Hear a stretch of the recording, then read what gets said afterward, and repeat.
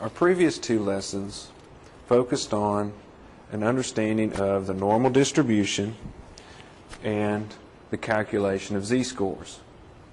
In this lesson, we will combine the two concepts to form a new normal distribution that is commonly referred to as the standard normal distribution.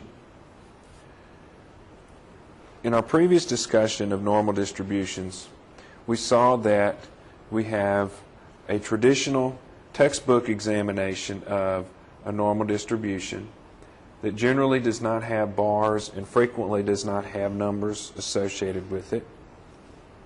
And we also saw an empirical representation where we generated a histogram using actual data and then overlaid the normal distribution shape to see that we indeed had what we would consider a bell-shaped distribution. To further understand how the empirical distribution or the empirical example was developed, we can begin by assuming that we have a large population of scores from which we will randomly select groups. In this specific example, we started with a large population and began selecting 30 scores from that population. Each time a set of 30 scores was selected, the mean or average was calculated and recorded. Those subjects were returned to the population, and then another group was selected. This process was repeated until a total of 5,000 groups or 5,000 means were reported. Once this set of information had been generated, a simple histogram was requested using SPSS. This illustration shows the results of that histogram. As we can see from our earlier images, we still have a traditional bell-shaped curve. If we plot the outline of our histogram, we can see at the top that if we calculate some statistics, we have a mean of 59.9 with a standard deviation of 4.29, and we had a total of 5,000 cases. If we also look at the bottom of the screen, we see that the labels on the x-axis that identify our bars are expressed in the scale associated with our original measurements. So, for example, if this had been a 75 or 100-point test, the scores and the labels that we see at the bottom of our histogram correspond to that same type of scale. However, in our frequent illustration of normal distributions, we typically see labels such as 0 in the middle, which corresponds to the mean, a -1, a -2, +1, +2, values that would be very uncommon, in fact impossible, if we were working with actual test scores. In other words, we would not expect to see negative scores on a test that we gave in class. Because the -2s, -1s, etc. correspond to standard deviations, one way to convert this graph to something that we could maybe use would be to return to the previous page and examine the value for the mean and the standard deviation. If we did that, we could simply say 59.9 subtract approximately 4.3, and that would give us a value that we could substitute for the -1. Likewise, we could take our mean, add 4.3, and that would give us a value that could substitute for the placeholder of 1. And as a result, our graph might look something like this, where instead of 0 in the middle, we have 59.9. Instead of -1, we have 55.6. And instead of +1, we have 64.2. And we could continue that for the -2, +2, -3, and +3.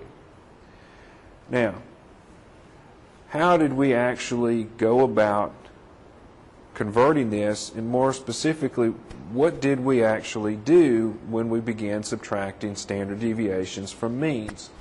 Well, we actually applied the z-score transformation that we saw in the previous lesson.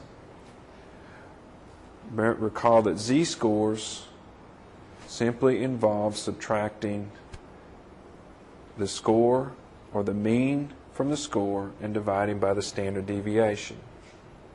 So what we have on our, when we see -1 and -2, those simply stand for z-scores. Now, if we return to our empirical example, where we had selected groups of 30 and recorded their average test score, if we wanted to generate a histogram that had the -1 +1 -2 +2 scale, all we would have to do is simply convert the data that we collected, or convert those mean scores to z-scores. So we could extend our empirical example by simply, after we have the 5,000 scores, we can calculate the z-score for each group. And we can do that by simply going to SPSS and requesting the descriptives option and telling the program to save the standardized values. And when we do, instead of 58.57, we would get a -0.316 if we rounded to 3 decimal places.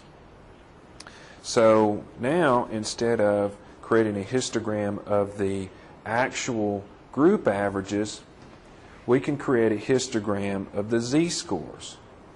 Now, we continue to see that the general shape of the distribution is normal. Recall also that the concepts and the properties that underlie normal distribution are based on probability, which requires a large number of samples. And as we mentioned in a previous lesson, while 5,000 is large, it may not be large enough to reduce all the possible error that would involve from trying to create a practical example. However, we do see that our mean is now 0, which is what we typically see in our textbook examples. Our standard deviation is 1. So now if we subtract 1 from 0, we would get our -1. Again, the same values that we typically see in textbook illustrations for a normal distribution.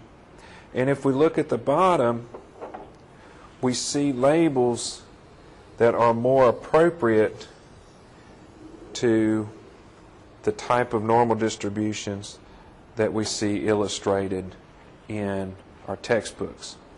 Again, the labels on our histogram may not match up exactly, but that's a result of trying to create the bars in our graph. Now, the illustration that we just saw, which was a normal distribution that used z-scores as the labels at the bottom with 0 as the mean, is referred to as the standard normal distribution. Now, the question becomes, why is this distribution important?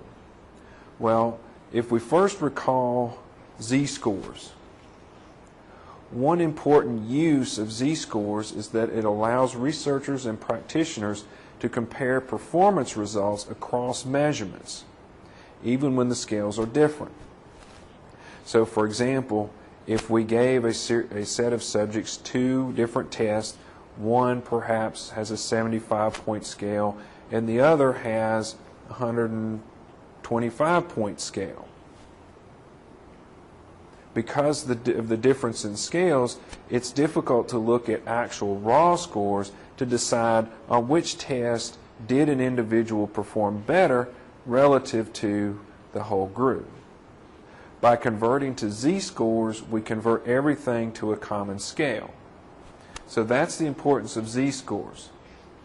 Now, because the standard normal distribution uses z-scores along the x-axis, this particular normal distribution becomes a reference for any data set that is normally distributed. In other words, we can take our data, transform the scores to z-scores, and then we can capitalize on all of the properties that are associated with the standard normal distribution. For example, 34% of the scores lie between the mean and one standard deviation below, or the mean and one standard deviation above. And now we know what one standard deviation below the score, what that score corresponds to. All we do is simply go back to our spreadsheet, locate the z-score of -1, and we can say, oh, that was 55.6. So it allows us to use and take advantage of not only the properties of the normal distribution, but also z-scores. And again, we can make this comparison for both of our tests, not just the 75-point, but also the 125-point test. The other issue that will become important as we progress into future lessons is the fact that gaining an understanding of the standard normal distribution is also going to become a foundation for understanding the concept of statistical significance.